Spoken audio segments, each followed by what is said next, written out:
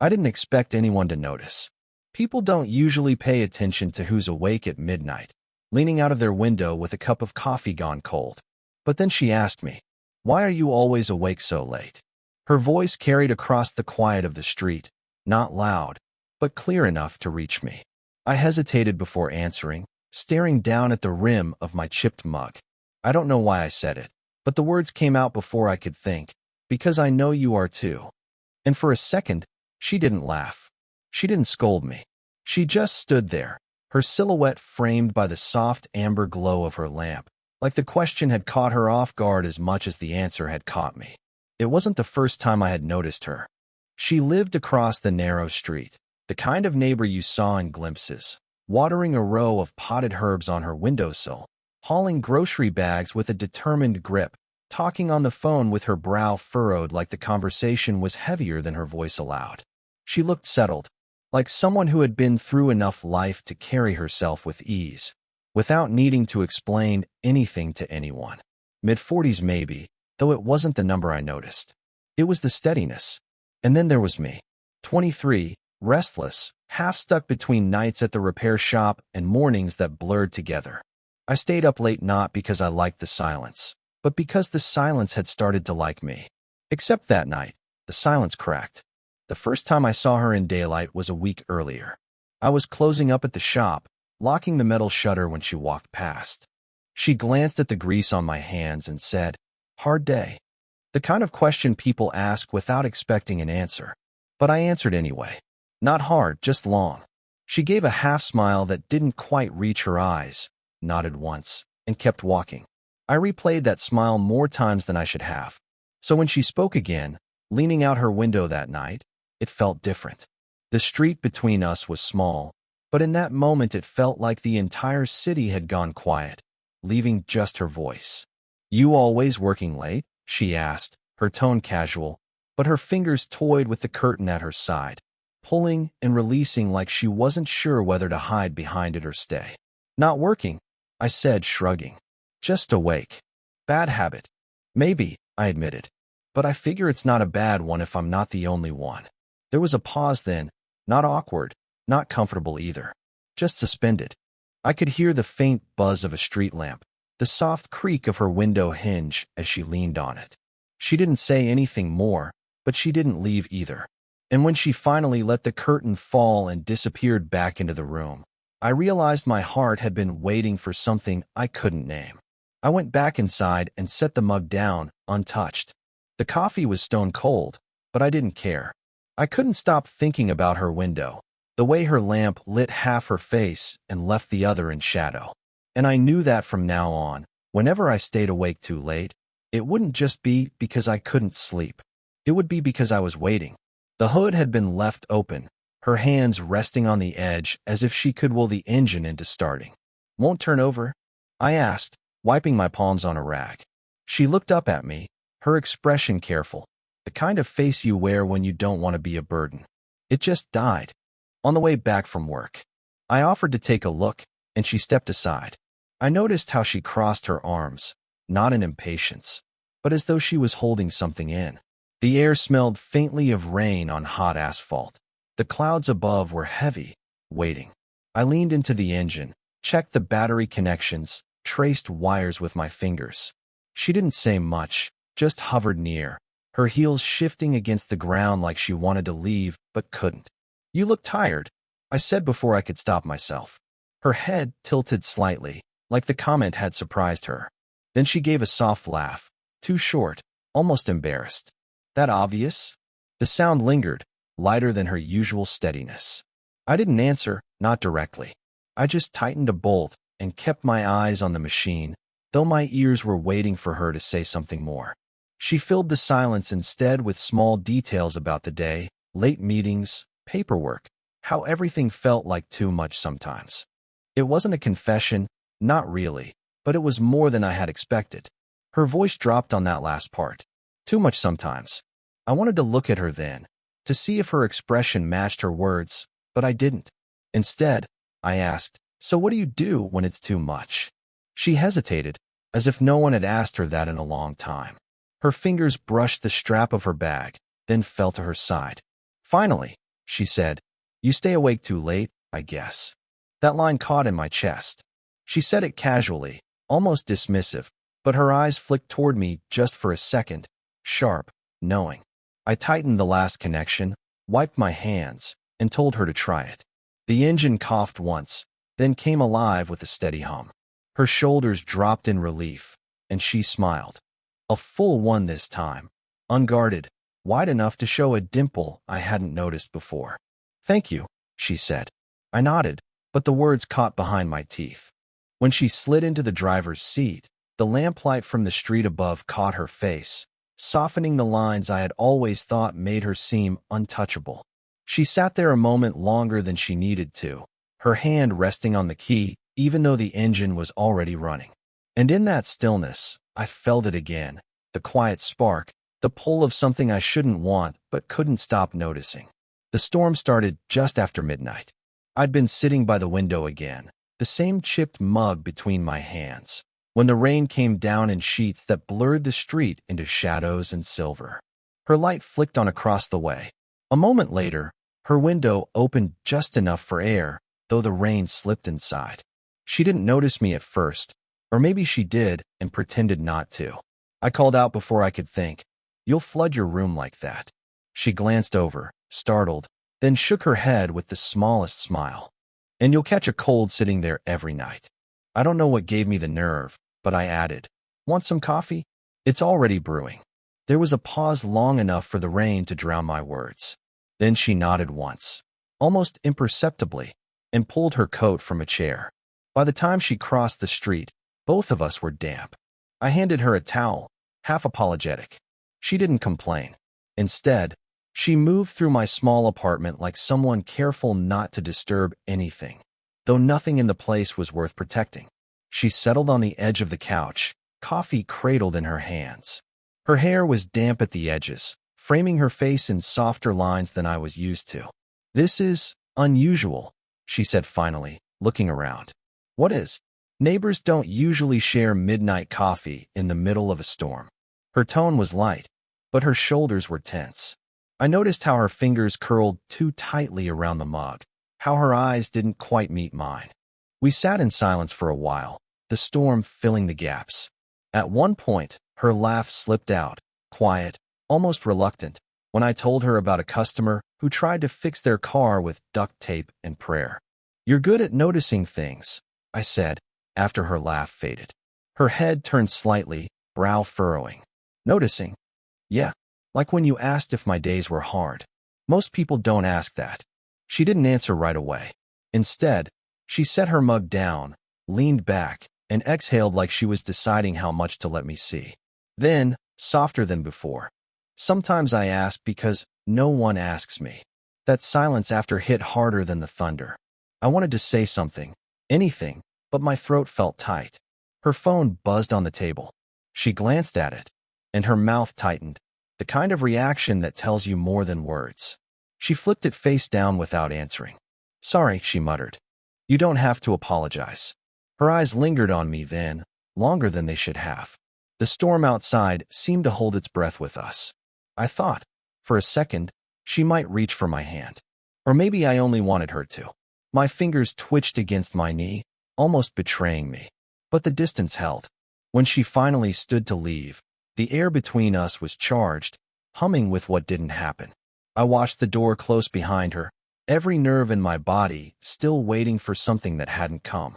It happened on a Tuesday evening, not a storm this time, just the kind of stillness that makes the air feel too heavy.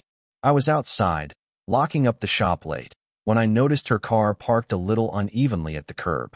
She sat inside, hands on the steering wheel, engine off. I almost walked past. Almost. But then she looked up, and our eyes met through the windshield. A second later, she opened the door. "Coffee?" I asked, because it was the only word I had left. She didn't answer, just followed me upstairs. The apartment was dim, only the hum of the fridge filling the space. She took her usual seat on the couch, shoulders drawn in, as though trying to fold herself smaller. I poured coffee we didn't need, set the cups down, and sat opposite her. For a long time, neither of us moved. Finally, she spoke. Quiet. "What are we doing?" Her words landed like a weight between us. I opened my mouth, but nothing came out, because I didn't know either. She looked at me then, really looked, her eyes sharp but tired, as if searching for an answer I couldn't give. "This isn't normal," she said, her voice breaking slightly at the edges. "Neighbors don't. We don't sit here night after night, waiting for," she trailed off, shaking her head. "For what?" I asked, my own voice softer than I intended. Her laugh was thin, humorless. "That's the problem. I don't know." The silence stretched, thick and suffocating. I noticed her hand trembling slightly as she lifted the cup, then set it down untouched. "I shouldn't be here," she whispered. "You keep saying that," I murmured back. Her gaze snapped to mine. The space between us was nothing, just air charged enough to make me feel every heartbeat. "You're too young," she said, not cruelly, just as if she was reminding herself out loud. "And you're too?" I left it hanging, not brave enough to finish. She didn't answer. Her lips pressed together, her jaw tightened. We stayed like that, staring, not moving, as though even a shift in breath would break something fragile. I wanted to reach for her, to prove something neither of us was ready to admit. But my hand stayed still, gripping my knee until my knuckles ached. When she finally stood, her coat brushed against my arm, the closest we'd been. I felt the warmth of her presence even after she stepped back.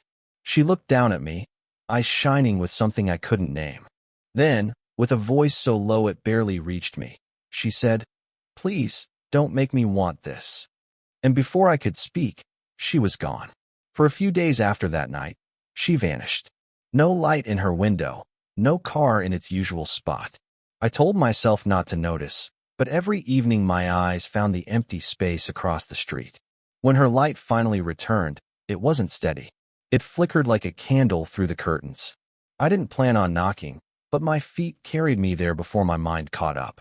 She opened the door after a pause, her hair pulled back, shadows under her eyes sharper than usual.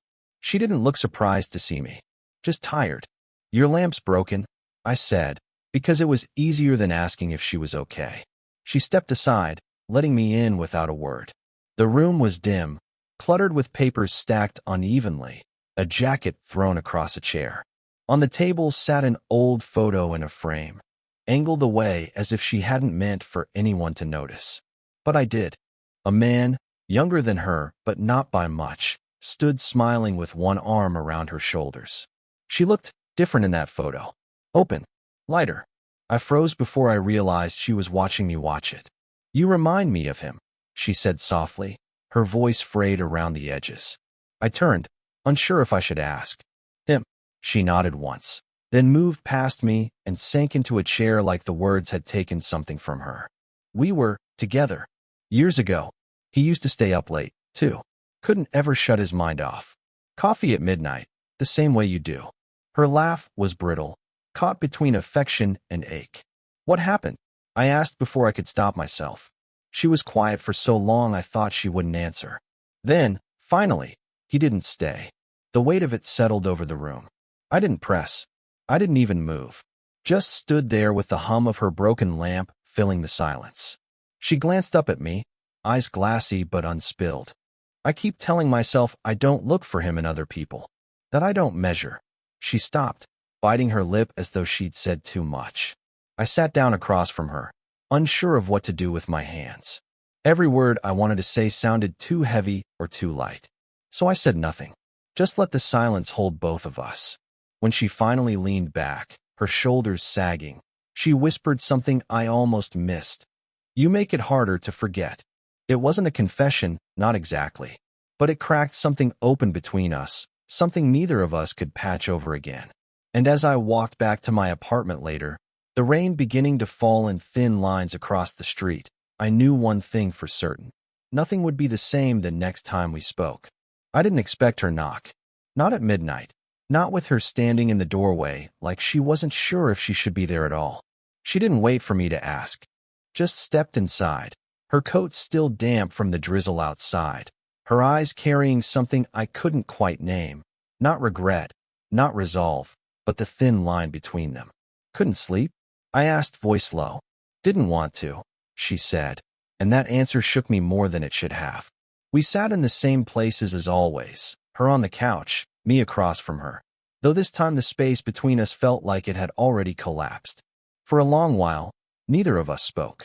The only sound was the ticking of the old wall clock, each second stretching out as if daring one of us to break first. Finally, she exhaled. I keep trying to convince myself this isn't happening. I swallowed, and her lips pressed together, then softened. And I can't. There was no rush of relief, no dramatic swell, just quiet recognition, like two people admitting the truth to themselves at the same time. I leaned forward, elbows on my knees. So, what do we do with that? She didn't answer right away.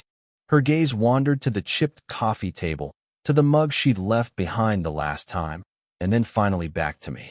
We stopped pretending, she whispered. I moved then, not closer, not further, just enough to sit beside her instead of across. The cushion dipped under our weight, closing the last of the space. We didn't touch at first. Her hands rested on her lap, fingers twisting, and I forced mine to stay still at my side. Minutes passed like that, a fragile stalemate. Then, almost without thought, her hand shifted, brushing against mine, not holding, not grabbing, just being there. Skin against skin, warm and trembling. Neither of us pulled away. She turned her face toward me, and for a moment I thought she might speak again. Instead, she let her forehead lean gently against my shoulder, the smallest gesture in the world, but enough to undo me. I closed my eyes, breathed her in, not perfume, not soap, just the human nearness I'd been aching for. No words came. None were needed. We sat like that until the clock ticked past another hour, both of us too still to move, too aware of how the world outside was carrying on without us. When she finally lifted her head, her eyes were wet but steady. "This doesn't go back," she said quietly. I nodded, the weight of her truth settling inside me like it had always belonged. And neither of us tried to argue. It's strange, looking back now, how small it all seemed in the beginning. A window left open too late. A question tossed across a quiet street. A coffee mug between two people who weren't supposed to mean anything to each other. But that's how it started. Not with declarations. Not with certainty. With silence. With hesitation. With her looking at me like she wanted to pull away and couldn't, and me not knowing if waiting was patience or foolishness. I think about those nights sometimes, the way the clock ticked louder than our voices, the way rain on the glass felt closer than touch. I didn't realize then that love doesn't always arrive like a storm. Sometimes it shows up as something quieter, a presence you can't shake, a face that keeps finding its way into the edges of your thoughts. She taught me that. She doesn't stay up late as much now. Neither do I. But when we do, when the lights across the street flicker on, when we find ourselves on opposite ends of the same silence, it isn't heavy anymore. It's shared. That's what changed. For her, maybe it was learning she didn't have to keep carrying the weight of loss by herself. That someone could see her, not as the person she used to be, not as the one left behind, but as who she is now. For me, it was realizing longing isn't about chasing something untouchable. It's about showing up, quietly, consistently, even when you don't know where it's leading. We never named it. We still don't. There's no neat label, no storybook ending. Just evenings where her hand finds mine on the couch, or mornings where she laughs at how much sugar I put in my coffee, or moments where the silence is enough. And maybe that's all it needs to be. If there's anything I've learned, it's this. Love doesn't always announce itself. Sometimes it waits in the pauses, in the spaces between words, in the small acts that seem forgettable until they're not. And when it finally arrives, not with fire, but with warmth, you realize you were already living inside it the whole time.